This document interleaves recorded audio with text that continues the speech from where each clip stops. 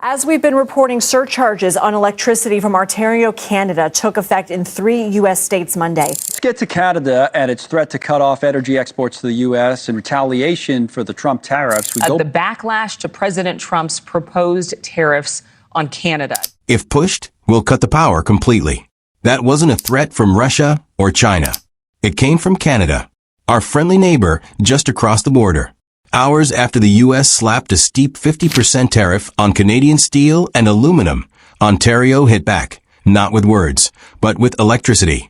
A 25% surcharge was instantly added to power exports headed to the U.S. Suddenly, over 1.5 million American homes in the North risked blackouts. Factories could shut down. Gas stations might not even have the power to run pumps. Food prices, especially for anything refrigerated, would shoot up. And worst of all, entire towns could go dark after sunset. The power lines once symbolizing trust between nations, like those over Niagara Falls, now tremble with tension. So what happened?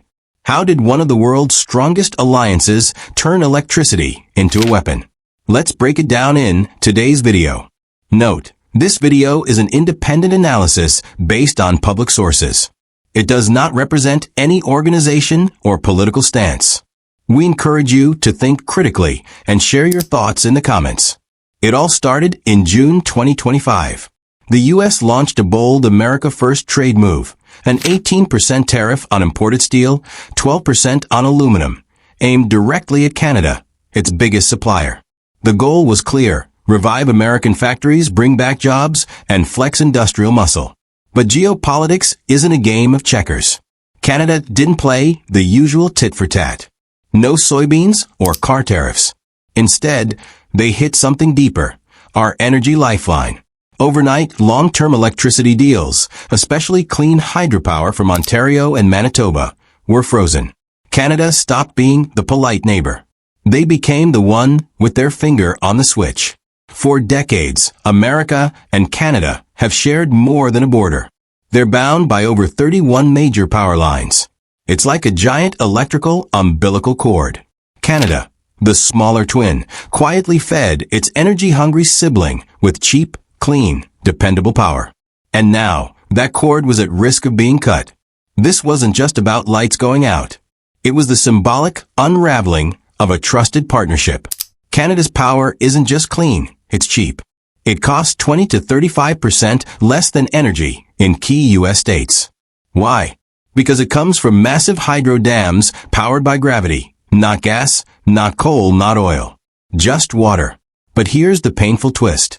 That same Canadian electricity was fueling U.S. steel mills, the very industry the tariffs were meant to protect. In trying to save American steel, the U.S. accidentally starved it. Power prices soared. Blackouts loomed. And the dream of industrial revival? Choked by its own policy. It was like draining a lake to catch one fish, then realizing you needed that water to cook it. One quiet breakdown in Canada exposed a terrifying truth. America's power grid is hanging by a thread. An unexpected failure at the Carney transformer station, America's energy lifeline from Manitoba, and simultaneous disruptions from Quebec didn't just cause a supply hiccup. They revealed something far deeper and more dangerous. What experts have warned for years finally came into focus. The U.S. power grid, once a 20th century engineering marvel, is now painfully outdated and alarmingly fragile. Contrary to popular belief, there isn't one unified U.S. grid. It's actually three loosely connected systems: the East, the West, and Texas, each operating in isolation, with limited ability to help each other in times of crisis. These systems aren't synchronized. So, moving power from Washington to Florida isn't just flipping a switch. It's a costly, complicated, and slow process. This disconnection creates energy islands. When one island struggles due to weather, cyber attacks, or geopolitics, help from others is minimal or impossible. For years, the unspoken backup plan was Canada. 31 cross-border lines acted like bridges, quietly propping up America's grid. But now, those bridges are starting to close. In 2023, a government report quietly confirmed what insiders already knew. 70% of America's major transmission lines and transformers are over 25 years old. Some have been running nonstop for 40 to 60 years. Veterans of the Cold War, now battling modern threats like climate extremes, cyber warfare, and global supply shocks.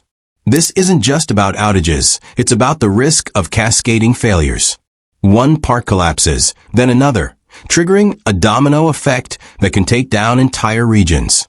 And behind this technical weakness is a deeper issue: strategic dependence. We've built a system that relies heavily on others: Canadian hydro, Chinese solar panels, Kazakh uranium. We chased efficiency, but that chase left us exposed. The impact hit home in Buffalo, New York. For the Miller family, electricity was something they never thought about until their July bill arrived. A 40% spike. A bland note from the utility explained it as a grid stability surcharge. Translation? Canada's power dip forced the U.S. to scramble for dirtier, costlier alternatives. And it wasn't just the Millers. Across the northern states, people were shocked by their bills. Canada's surcharge became a bitter joke on talk radio. Gas prices jumped. Grocery costs soared. Even car prices ticked up. Not because of parts, but because of power. But what truly stung was the feeling of helplessness. Americans weren't just frustrated. They were trapped. Not by war or politics, but by the quiet, invisible force that powers their lives. Their rage had no single target. Not Canada. Not D.C. Just a system that suddenly felt very, very fragile. While families scrambled to pay bills, tech giants faced a different crisis. Data centers, the brains of our digital lives, require constant power. A blink of downtime costs millions. Now, they're firing up diesel generators, burning through cash and polluting the air just to stay online. Manufacturers cut production. Food warehouses faced a brutal choice: pay skyrocketing power costs or risk losing tons of inventory. No threats were made. No borders were closed. Canada simply held back what was theirs, and the U.S. began to stumble. In this new era, power isn't about bombs or battleships. It's about energy, clean, reliable, and under your control. And with quiet restraint, Canada just reminded the world who holds the switch. Canada didn't shout or threaten. It simply reminded the world where the power really comes from: its rivers, its stability, and its silence. That one move sent shockwaves through boardrooms from Wall Street to Tokyo. In today's world, real power isn't measured in missiles or money. It's in who keeps the lights on. And when Canada hinted it might turn off the tap, the global economy took notice. For decades, companies have invested where energy was cheap and constant. America used to be that place. But when political tension turned into energy uncertainty, the cracks began to show. Behind the scenes, investment banks quietly downgraded U.S. risk. Projects were paused. Capital started flowing north, slowly, then steadily. A German automaker backed out of South Carolina and turned to Ontario. A tech giant chose Quebec's hydropower over instability. This wasn't panic. It was precision. Electricity can't be stored on a shelf. It's made and used in the same moment. And when Canada hinted it might cut the flow, it wasn't a threat, it was a lesson. You can import grain. You can store steel. But when the power stops, the economy stops. What made this so chilling? Canada never had to say it out loud. Everyone, from CEOs to senators, understood the message. Power had shifted. This moment forced Canada to face a hard truth. 75% of its exports were tied to one increasingly unstable partner. So it pivoted. Trade deals with Asia. New partnerships with Europe. Delegations with maps of energy grids and clean tech proposals. Canada was no longer the sidekick, it was becoming the hub.